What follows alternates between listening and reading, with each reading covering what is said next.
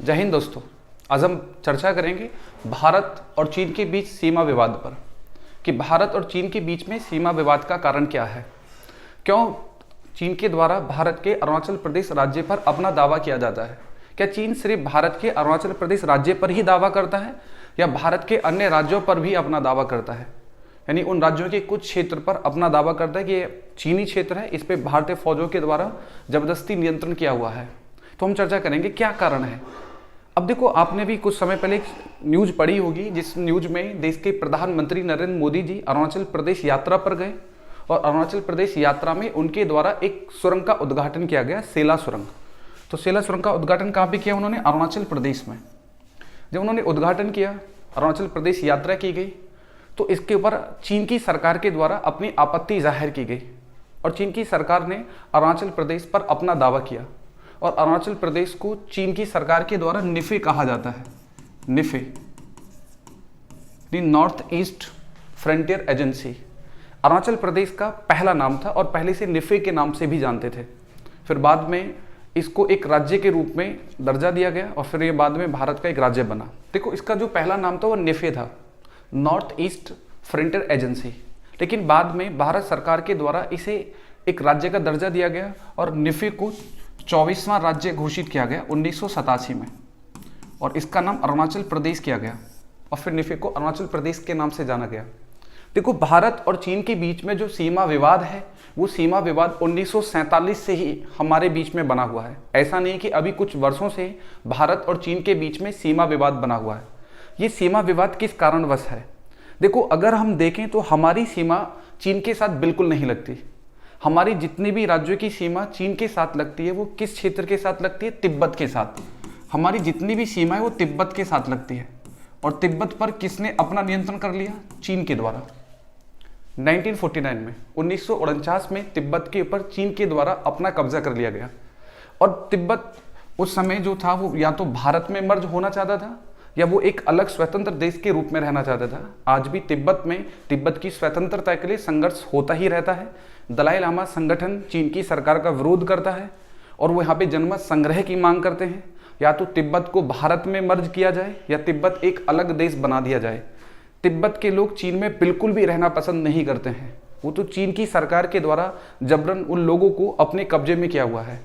हमारी जो 5 राज्यों की सीमा है वो तिब्बत के साथ लगती है और तिब्बत और भारत यानी ब्रिटिश सरकार के बीच में 1905 में सीमा समझौता हुआ था। तो तिब्बत के साथ जो हमारा सीमा समझौता है वो 1905 में हुआ और इस समय भारत का वायसराय लॉर्ड कर्जन था।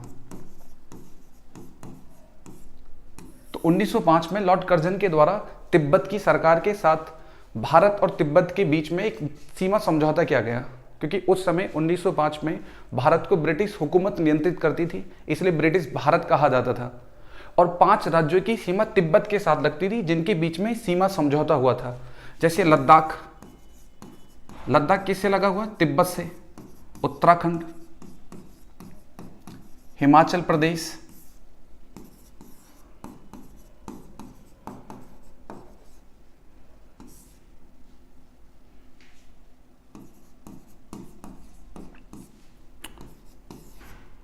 सिक्किम,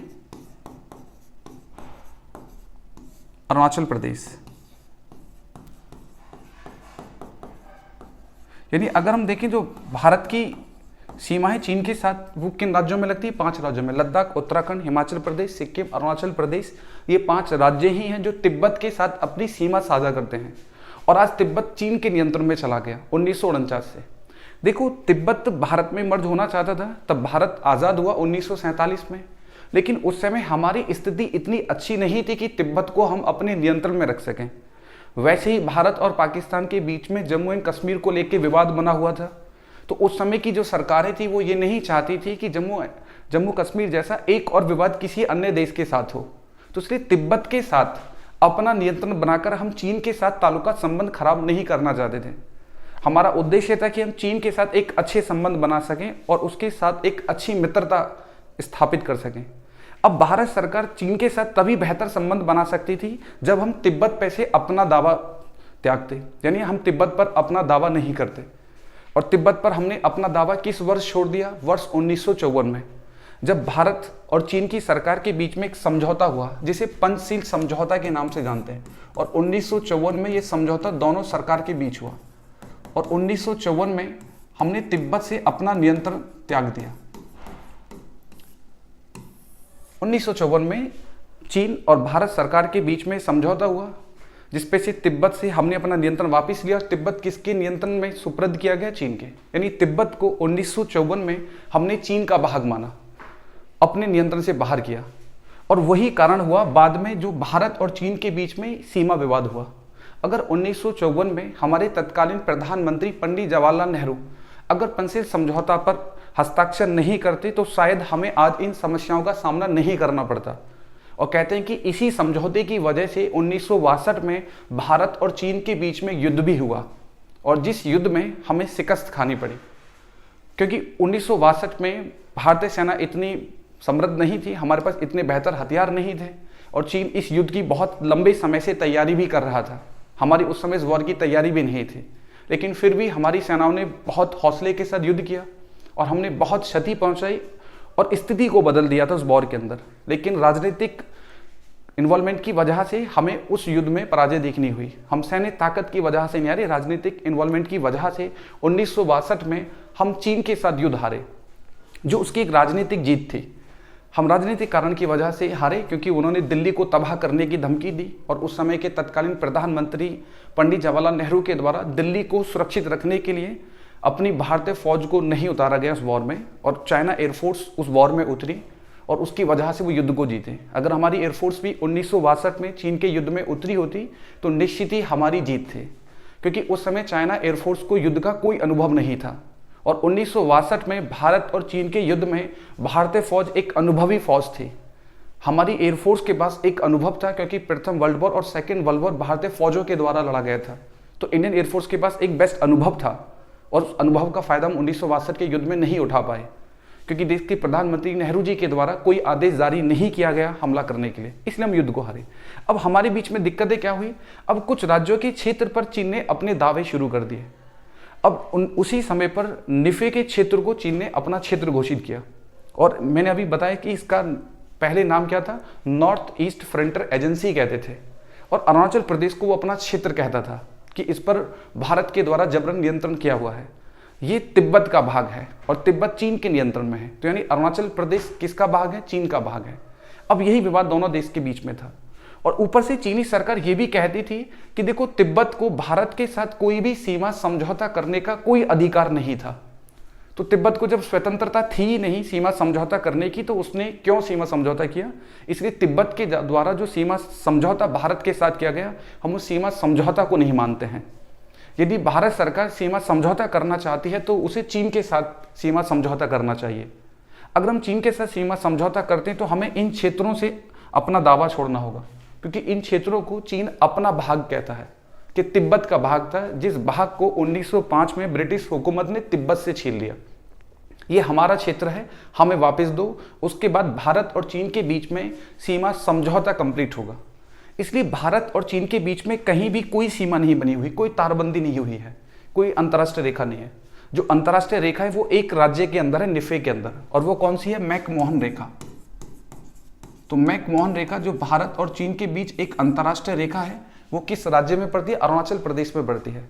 लेकिन मैकमोहन रेखा को चीन अंतर्राष्ट्रीय रेखा नहीं मानता है, इसलिए कोई तारबंदी नहीं है। अब जब कभी भी भारतीय सेना और चीनी सेना के बीच में कोई भी विवाद की वीडियो देखते होंगे तो या तो वहाँ पत्थर रखे होते हैं या कुछ क्षेत्र में छोटी मोटी तारबंदी की होती है, और एक दूसरे के सामने सैनिक खड़े होते हैं, क्योंकि वो अपना अपना क्षेत्र बताते कि हमारा क्षेत्र है या उनका क्षेत्र है। जब घुसपैठ होती है सीमा के अंदर, तो मैकमोहन रेखा को चाइना बिल्कुल भी अंतर्राष्ट्रीय रेखा नहीं मानता। तिब्बत के द्वारा जो 1905 में लॉर्ड कर्जन के समय पर जो सीमा समझौता हुआ, वो समझौते को नहीं मानता है। इसलिए भारत और चीन के बीच में एक सीमा विवाद बना हुआ है, जिसका अभी तक कोई समाधान नहीं हुआ 1949 के समय के बाद। अगर हम चाहते तो हम तिब्बत को अपने क्षेत्र में सम्मिलित कर सकते थे, लेकिन उस समय के प्रधानमंत्री नेहरू जी के द्वारा तिब्बत को सम्मिलित न किया जाना देश हित के लिए उचित समझा, इसलिए उन्होंने नहीं किया।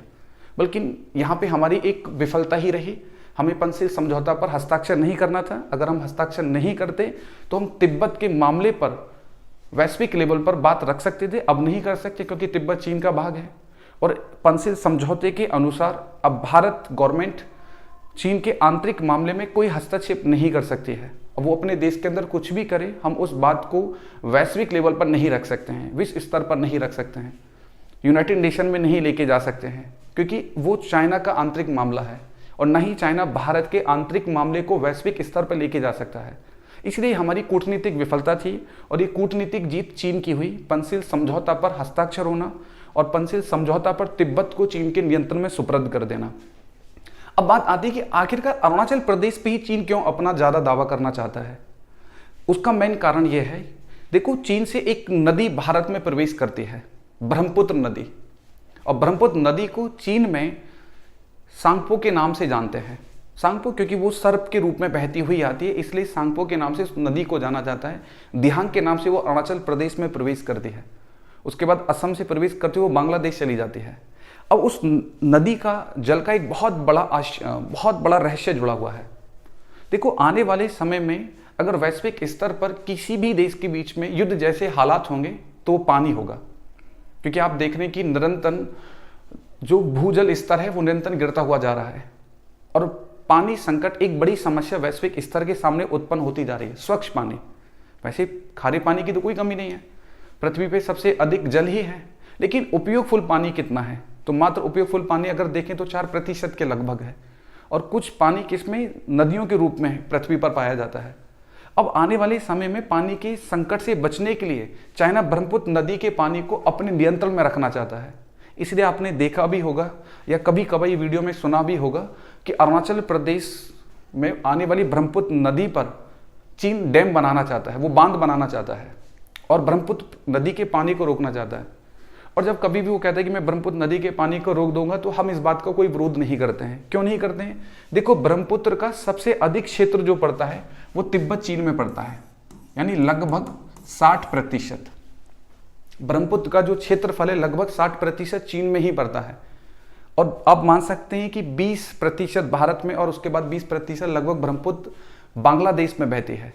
लेकिन जो 20% क्षेत्र भारत में है उसमें अगर जल स्तर की बात करें तो जल स्तर लगभग 80% है,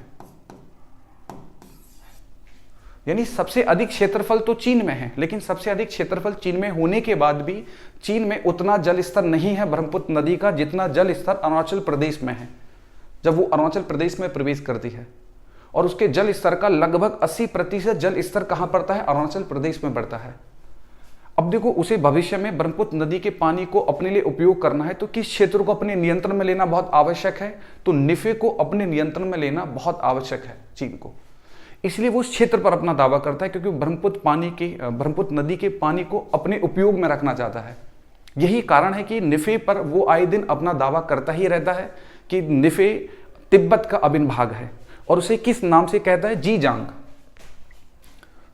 तो किस नाम से तिब्बत को कहता है कि तिब्बत जो है वो जीजांग जो क्षेत्र है, अरुणाचल प्रदेश को वो जीजांग क्षेत्र कहता है और कहता है कि तिब्बत का भाग है जिस पर अरुणाचल प्रदेश पर भारत सरकार ने अपना कब्जा किया हुआ है, यानी भारतीय फौजों के द्वारा वहां अपना कब्जा किया हुआ है। अब देखो फिर हमने देखा कि जब चीन इसके ऊपर नियंत्रण अपना दावा करता रहता था तो हमने सोचा कि क्यों ना निफे को एक राज्य का दर्जा दे दिया जाए।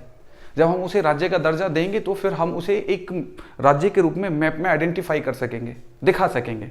और जब कभी भी चीन उस पर अपना दावा करेगा तो हम अपने मैप में दिखा सकेंगे कि देखो ये भारत का एक प्रांत है जिस पर चीन जबरन अपना नियंत्रण दिखाता है। कभी कभी ऐसे भी मैप जारी होते हैं चीन के द्वारा जिस मैप में वो अरुणाचल प्रदेश को अपने भाग में दिखाता है कि अरुणाचल प्रदेश चीन में पड़ता है, वो अपने मैप में दिखाते हैं।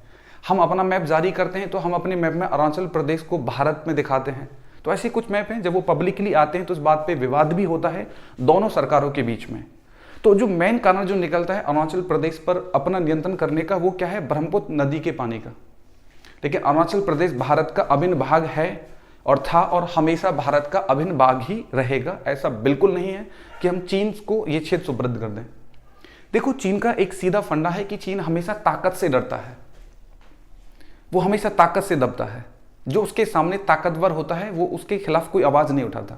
विश्व में सबसे अधिक अगर सीमाएं किसी देश की लगती है तो चीन की लगती हैं। चीन विश्व में 14 देशों के साथ सीमा साझा करता है, लेकिन एक भी देश के साथ चीन के कोई ताल्लुका संबंध अच्छे नहीं हैं सीमा पर।